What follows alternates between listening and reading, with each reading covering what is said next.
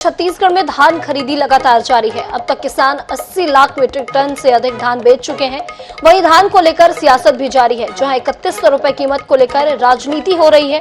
वहीं अब राजीव गांधी किसान न्याय योजना की चौथी किश्त को लेकर भी जुबानी जंग छिड़ी हुई है।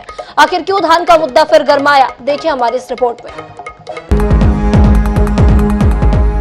छत्तीसगढ़ की सियासत हमेशा धान के इर्द गिर्द घूमती रही है। धान खरीदी के बीच कीमत को लेकर सियासी बवाल मचा है। वर्तमान में किसानों को धान खरीदी के बाद एमएसपी का भुगतान किया जा रहा है। सीएम विष्णुदेव साय ने ट्वीट कर किसानों को भरोसा दिलाया कि जल्द ही उन्हें डिफरेंस की राशि भी मिल जाएगी। इस ट्वीट के बाद कांग्रेस को भाजपा पर हमला करने का मौका मिल गया।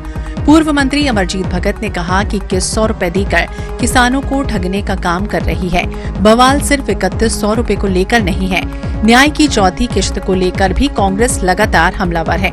मामले में उप मुख्यमंत्री अरुण साव का बयान भी सामने आया, लेकिन कांग्रेस को भरोसा नहीं है कि सरकार न्याय की चौथी किश्त किसानों को देगी। इसलिए अमरजीत भगत कहते हैं कि इनकी पार्टी में एक मुखिया नहीं है, एक साथ कई चूल्हे जल रहे हैं। उन्होंने मुख्यमंत्री से न्याय की चौथी किश्त किसानों को देने का आग्रह भी किया, तो दूसरी ओर न्याय और 3100 रुपए को लेकर भाजपा के प्रदेश अध्यक्ष किरण सिंहदेव कहते हैं कि कांग्रेस ने 2500 रुपए का वादा कर 370 रुपए ही किश्तों में दिया। इसलिए कांग्रेस को इस मामले में बोलने का कोई अधिकार नहीं है। भाजपा जो कहती है वो करती है। छत्तीसगढ़ सरकार लोगों के साथ धोखा कर रही है। 3100 रुपया बोल करके सत्ता में आए और सत्ता में आने के बाद 2100 रुपया दे करके लोगों को ठगने का काम कर रहे हैं। देखिए, कांग्रेस तो खैर बात करती ही है। 5 सालों में इन्होंने क्या किया? 2500 रुपए की घोषणा इन्होंने की थी और 4 किश्तों में 370 रुपए को इन्होंने 4 किश्तों में देने का काम किया है।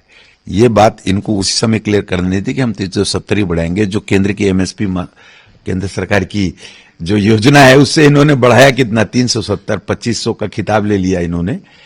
इनको कहने का कोई अधिकार नहीं है। भारतीय जनता पार्टी जो कहती है वो करती है। धान खरीदी की कीमत हो या न्याय की चौथी किश्त, इसे लेकर जमकर सियासत हो रही है। वहीं प्रदेश के लाखों किसानों की निगाहें भाजपा सरकार के फैसले पर टिकी है। ऐसे में कब किसानों की उम्मीदें पूरी होंगी, ये देखना दिलचस्प होगा। INS 24/7 के लिए रायपुर से गौरव शर्मा की रिपोर्ट।